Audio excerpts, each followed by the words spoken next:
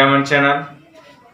आज जो हम चलेंगे कंपाउंड पर्सनल प्रोनाउंस में, कंपाउंड पर्सनल प्रोनाउंस में चलेंगे जो दो भाग होते हैं, एक रिफ्लेक्सिव प्रोनाउंस, दूसरा होते हैं एम्फेटिक प्रोनाउंस। अब देखते हैं रिफ्लेक्सिव प्रोनाउन को हम लेके चलते हैं। रिफ्लेक्सिव प्रोनाउंस को हम लेके चलते हैं when the action done by the subject turns back, जिसे हम रिफ्लेक्स भी कह सकते हैं, रिफ्लेक्स अपॉन द सब्जेक्ट। तो हम चलते हैं, इसका अर्थ क्या बता रहा है। तो कार्य का प्रभाव सब्जेक्ट पर पड़े, इसे दर्शाने के लिए जो प्रोनाउंस, कार्य का प्रभाव सब्जेक्ट पर पड़े इसे दर्शाने के लिए जो प्रोनाउंस प्रयोग किए जाएं, रिफ्लेक्सिव प्रोनाउंस कहते हैं। ये first person and second person के साथ, फर्स्ट पर्सन और सेकंड पर्सन के एक वचन पोसेसिव केस के साथ सेल्फ लगाता है या लगता है। फिर से समझ लें इसे, ये फर्स्ट एंड सेकंड पर्सन के एक वचन पोसेसिव केस के साथ सेल्फ लगता है और बहुवचन पोसेसिव केस के साथ सेल्व्स लगते हैं या लगने से बनते हैं। तो हम इसके आगे चलना चाहते हैं। तो थर्ड पर्सन एक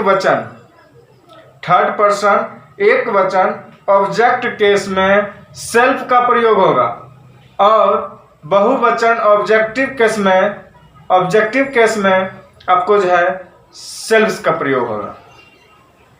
अब इसके हम समझने के लिए एक इंडेक्स की तैयारी करते हैं। थोड़ा ध्यान दें, नोट्स करें कि रिफ्लेक्सिव प्रोनाउन को सब्जेक्ट से दूर रखा जाता है। रिफ्लेक्सिव प्रोनाउन को सब्जेक्ट से दूर रखा जाता है। अब इसका हम इंडेक्स एक बना लेते हैं जो singular puller number person singular और पुलर को बनाते हैं। उसके बाद first person, second person, third person को बनाते हैं। तो फर्स्ट पर्सन में क्या लगेगा सिंगुलर में, सेकंड में क्या लगेगा और थर्ड में क्या लगेंगे, ये हम देखते हैं। सिंगुलर में फर्स्ट में लगेंगे myself, yourself, second में, थर्ड में himself, herself, itself, और प्लुरल में लगेंगे ourselves, yourselves, themselves. अब हम आगे चलेंगे, इसका दूसरा रूप एम्फेटिक प्रोनाउंस। एम्फेटिक प्रोनाउंस में हम चलेंगे। एम्फेटिक प्रोनाउंस में हम चलते हैं तो when compound personal pronouns are used for the sake of emphasis, तो हम इसके आगे चलते हैं। यदि रिफ्लेक्सिव प्रोनाउन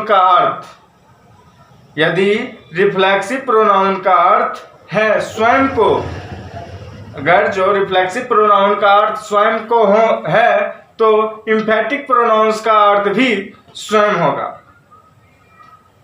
होगा। अब चलते हैं वाक्य के सब्जेक्ट या ऑब्जेक्ट को जोरदार बनाने के लिए इस प्रकार के सेल्फ का प्रयोग करेंगे। तो हम चलते हैं कैसे, तो आगे चलते हैं। सेल्फ प्रोनाउंस का प्रयोग किया जाता है।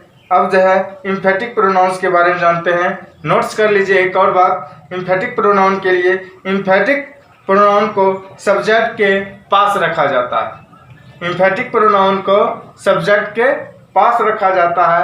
अब कुछ एम्फेटिक प्रोनाउन में कुछ है जो हम ट्रांसलेशन के द्वारा बताया जा सकते हैं। तो हम दे रहे हैं।